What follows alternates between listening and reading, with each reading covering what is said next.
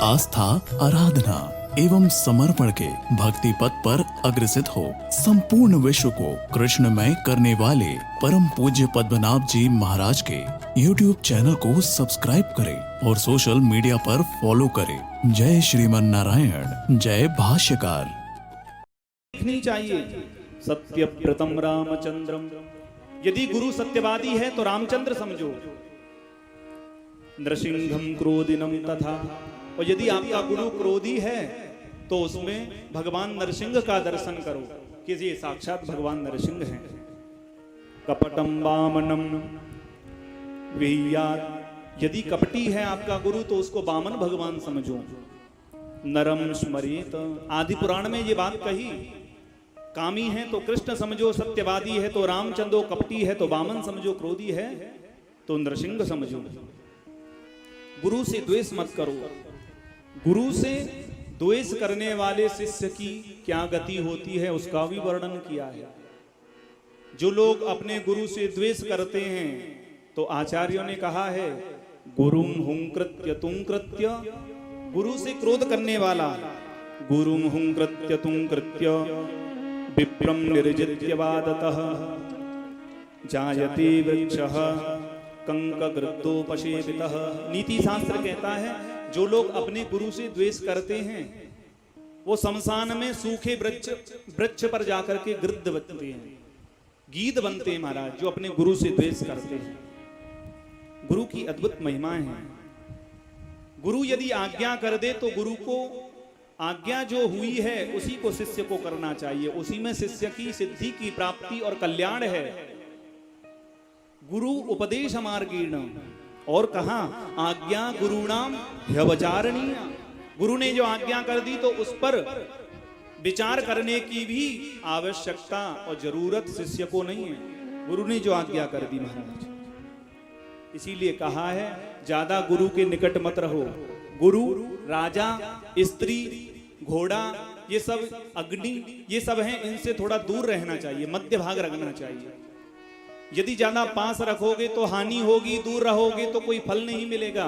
मध्य भाग रखना चाहिए। निकटे अति विनाशाय।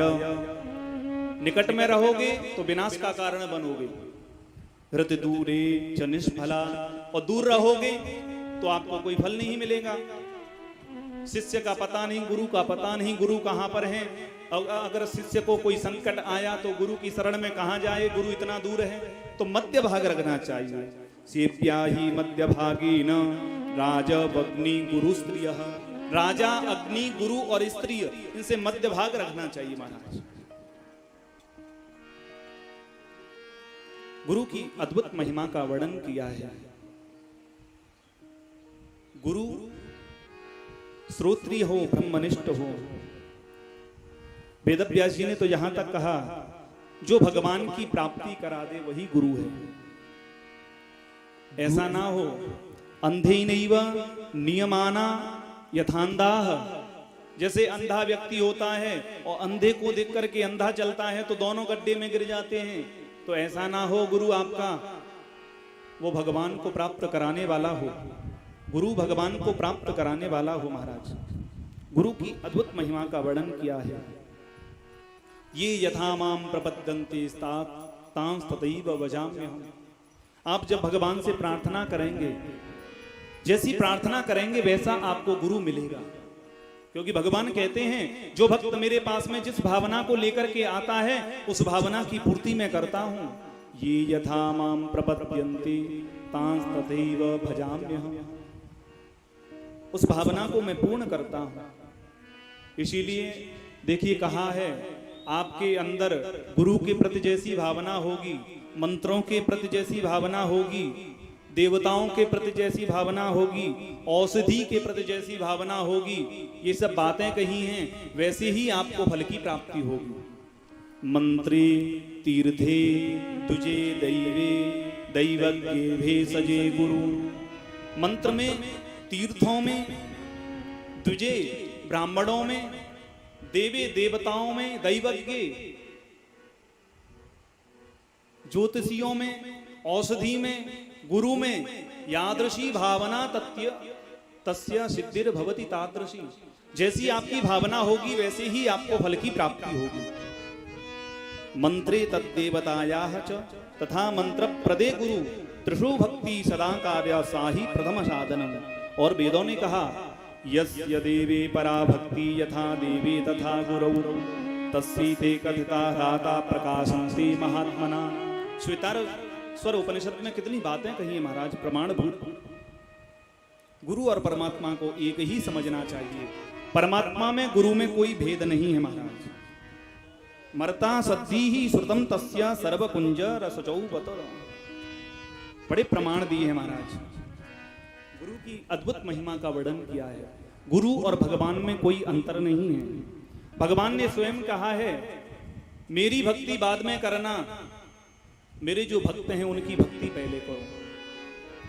मदभक्त पूजाभ्यधिका सर्वभूति सुमन्मति ही। भगवान कहते हैं मेरी पूजा करोगे तो मुझे बहुत बाद में प्राप्त करोगे, यदि आप मेरे भक्तों की पूजा करोगे तो मुझे बहुत जल्दी प्राप्त कर लोगे। त्वदभृत्य भृत्य परिचारक भृत्य भृत्य भृत्यस्य भृत्य इतिमाम स्मर लोकनाथ। और गोस्वामी जी ने भी कहा है मोते अधिक संत कर लेखा, राम ते अधिक राम कर दासा। कितनी बातें कही है महाराज। भगवान स्वयं कहते हैं मुझसे अधिक मेरे भक्त हैं। और महाराज जिस प्रकार से अमृत की महिमा है उसी प्रकार से गुरु की भी महिमा है। उस प्रकार से ही गुरु की महिमा है। अमृत कहां पर है? सुधामृत जैसे है उसी प्रकार से गुरु की भी महिमा है। सुधा सराही अमरता। अच्छा, अमृत की महिमा क्यों है? क्योंकि वो हमको अमर बनाता है, इसीलिए अमृत की महिमा है। और यदि वो अमर ना बनाए, मार दे तो क्या महिमा? उसी प्रकार से गुरु की महिमा है। गुरु हमको भगवान से मिला दे तो सच्चा गुरु है, और यदि भगवान से ना मिलाए तो कोई महिमा नहीं है गुरु की। बलि गुरु तज्यो। राजा बलि ने गुरु का त्याग कर दिया। क्यों? क्योंकि भगवान उनके द्वार पर आए थे, उनसे दूर करना चाहा, इसीलिए बलि गुरु तज्यो कंत ब्रज बनितन। गोपियों ने अपने कंत को छोड़ दिया। देखिए भक्तमाल में पूर्वाचार्यों ने कहा है गुरु कौन है?